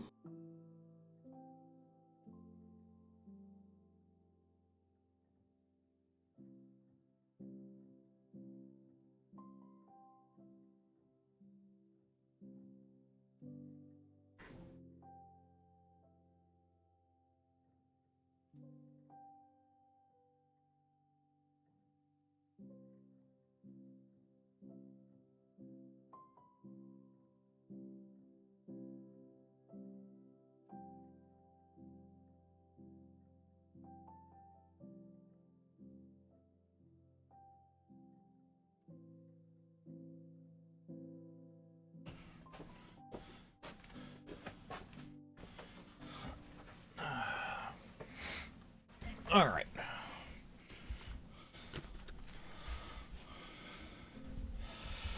Let's see. I must stay quiet.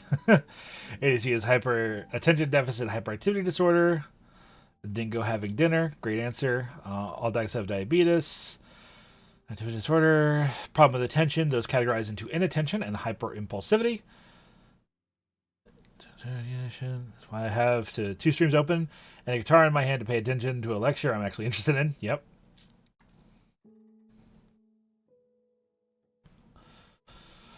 All right. So you guys answered the first two questions. What are some of the physiological impacts of ADHD? Who can tell me?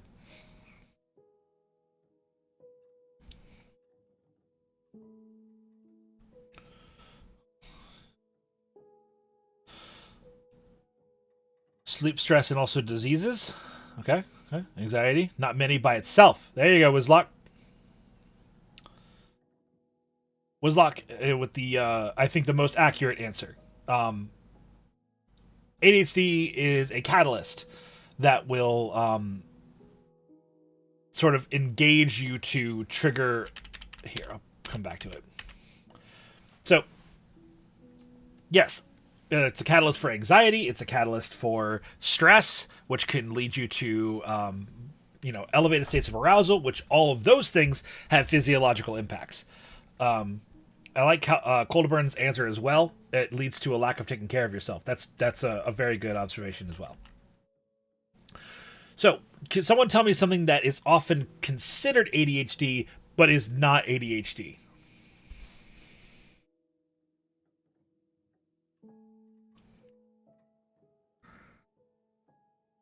That day would be VTubing. Yep, fair. Autism. Yep. Kids having short attention span. Correct. These are all good answers. Multitasking. What is a common pitfall or myth of ADHD? Nice meme, yeah.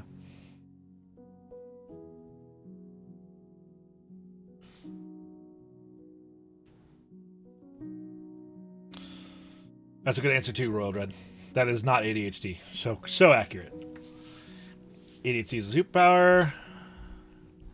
That you're born lazy. My ADHD made me do this. People are sexist in the past. Yeah, correct.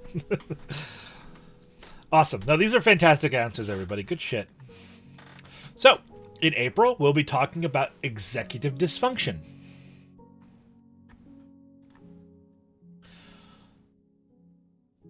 That losing yourself in your hyperfixation is good. Yeah, that's a good one. All right, so here are some of the ones we're going to talk about. Hyper-specific cognitive loopholes, cultural psychology, ego, laziness, copium, dysphoria, motivation, the psychology of sex, psychology of video games, personalities, mental health in the workplace, eating disorders, cognitive distortions, loneliness, ethics of psychology, relationships, cult leaders, bonus points for not mentioning cabal, and seasonal affective disorder.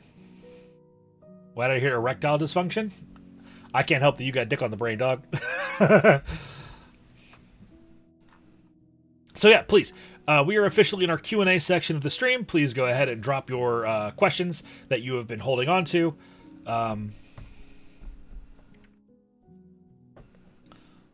We go and burr.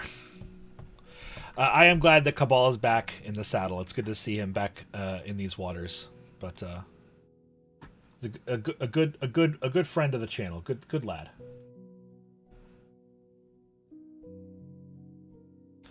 Is ADD its own thing, or is it just a subform? ADD is not really a thing anymore. We don't really diagnose people with ADD anymore, because ADD just means attention deficit disorder, and so ADD is just sort of rolled into ADHD, and there's just multiple manifestations of ADHD now.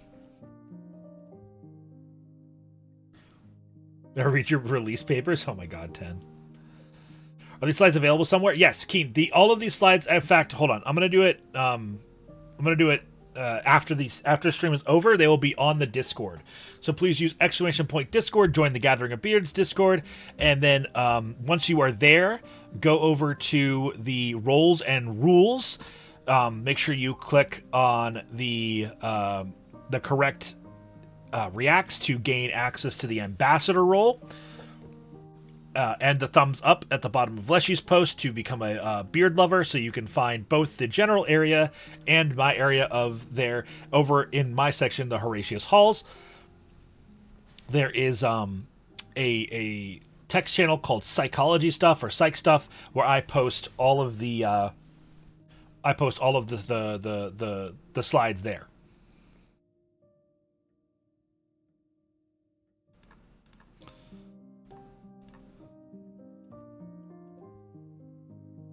Essentially what we will now refer to predominantly inattentive presentation. Yeah.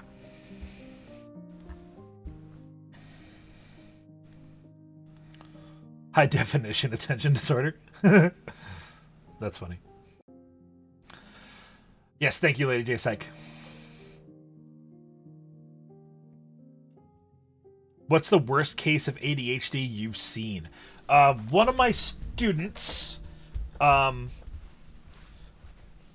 is genuinely incapable of focusing on a task for more than 10 seconds.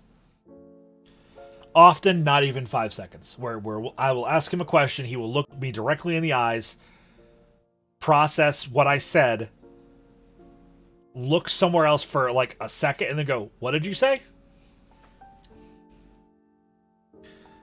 That's an example, not necessarily of ADHD, but he has ADHD, and it's rough for the boy.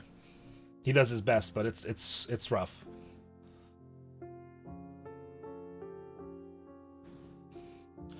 Are you familiar with ODD, and would you consider talking about it if able?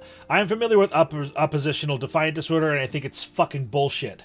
I think ODD is a stupid fucking diagnosis that we need to be over with. I don't think it's real. I think that what people get diagnosed with oppositional defiant disorder Wait, hold on. No, wait. Hold on. I'm thinking of something different.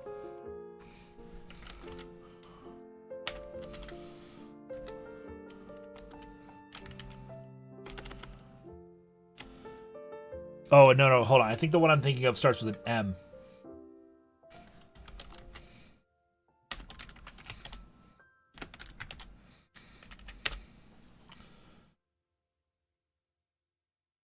No.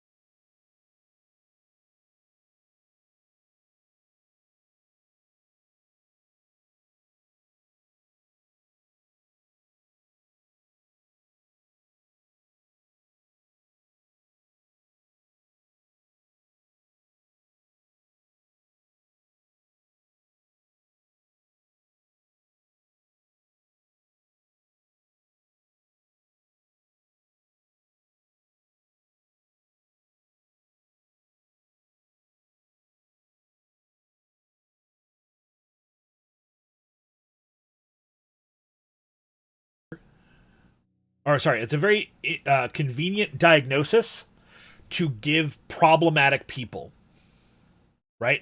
I think it's something that a lot of people get diagnosed with inaccurately, and I think that that diagnosis is then used systemically to deny them services and opportunities that they need. That's my feeling on ODD.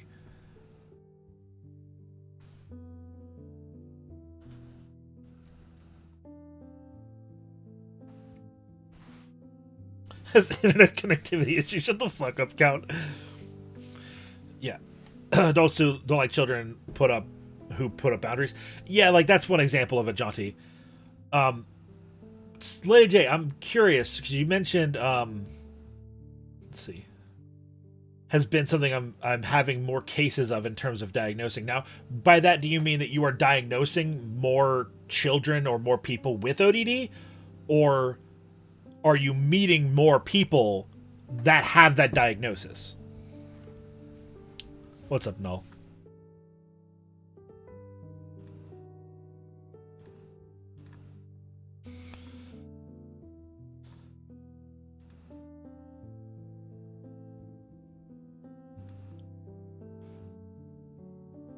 You're diagnosing more children with ODD. Okay. Whoa. Uh-oh.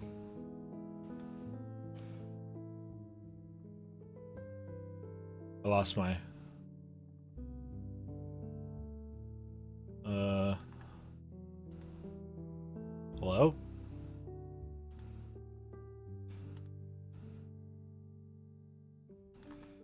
Alright. Whatever. Yeah. I feel like I've answered that question thoroughly. And I don't want to spin my wheels on it because it upsets me. But to answer the question, I think, to make sure I've answered it, is yes, I'm familiar with ODD, and I feel like what we've already talked about lets you know that I'm comfortable talking about it, but I have very strong opinions about it. that are probably not super often agreed with opinions.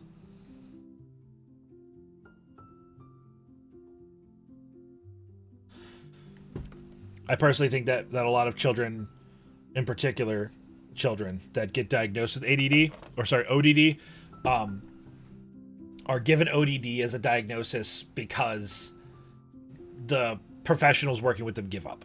And again, I'm not saying that that's what Lady J Psych is doing. I have very high opinions of you, Lady J, so I don't think that's what's happening with you.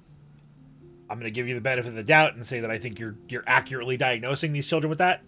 But I think that more often than not, or at least more often than it should be, people are getting that. God damn it, Count.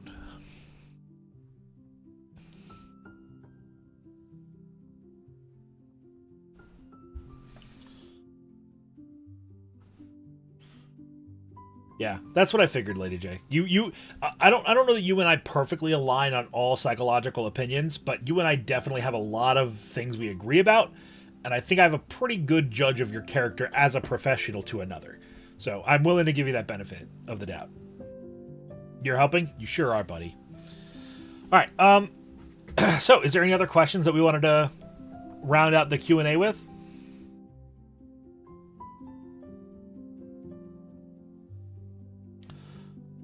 In the 30s, and I got an apartment with him. It's not just a bad temper. Oh, I'm sure of that. I don't know. Was giving me praise. Yeah, I don't know your situation, Dragoon. I'm not going to pretend that I do, and I would certainly not say that your brother does or does not. I don't know his shit, and I won't pretend to. You should hydrate. Oh, I don't have that redeemed because I don't struggle with hydrating. I've been chugging fucking water all stream. How was your day? It was good so far. Pretty great, actually. I'm gonna go see my Forge Master, my father, for his birthday later. We're gonna go to dinner. Was that rainbow chart on how to treat ADD influenced by Maslow's hierarchy of needs? No, not really. I will be honest. I stole a lot of this from someone else's. Which was clearly in some degree inspired.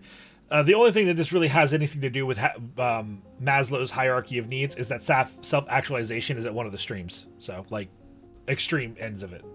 Otherwise, I'd say it's pretty distinctly different. What are the next lectures? The next lecture is executive dysfunction in April. Probably in a couple of weeks.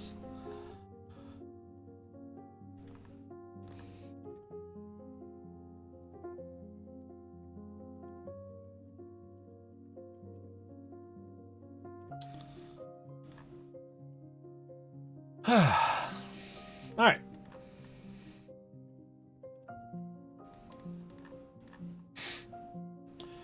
Well. Rock and stone. Hey, thank you. Colderburn, thank you very much. I really feel like I earned that follow. I'm deeply appreciate it. Yeah, let's go back over here.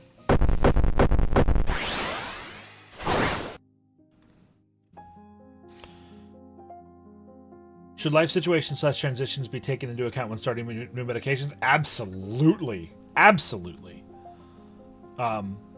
Stress is a major factor for the efficacy of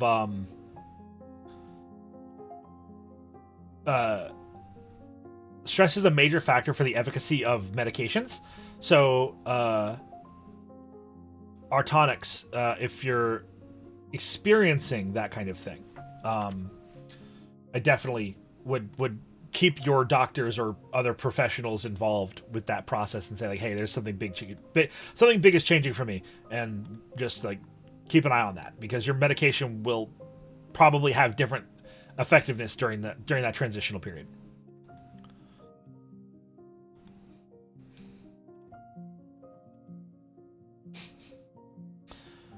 Congratulations, Mr. Mio, on beating Wildfrost. That's awesome.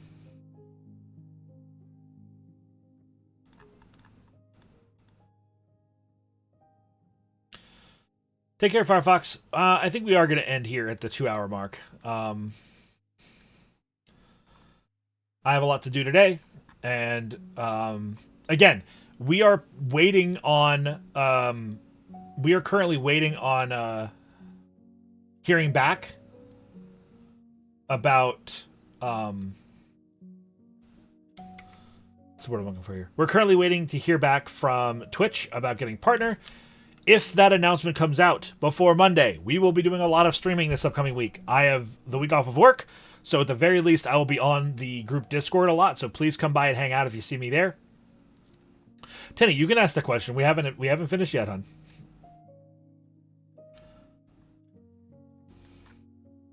Someone had told me that starting meds and starting to college was it's not necessarily a bad idea, just something you need to be careful about. Yeah, so I would go ahead and ask your question, Tenny. I'll try and answer it before we read out. Yeah, so if we hear back about... I'm also off this week. Let's go! If we hear back about getting partner, then we will probably stream a lot during this week. If we don't, then we'll probably just stream once during the week, and I'll make a big post about it so everyone comes to hang out, and then we'll stream on the weekends. I hope you get it. Thanks. Is ADHD a subset of executive dysfunction? Executive dysfunction can manifest in ADHD presentations, but like they hold hands. They're not necessarily the same. You know what I mean?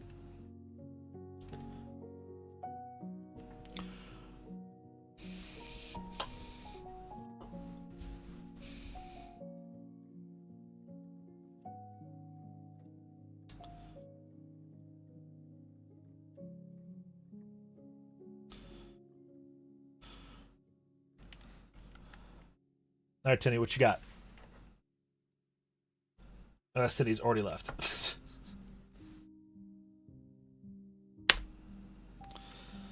There's a partial overlap mouthful. Yeah. It's about the boomers I work for. Thought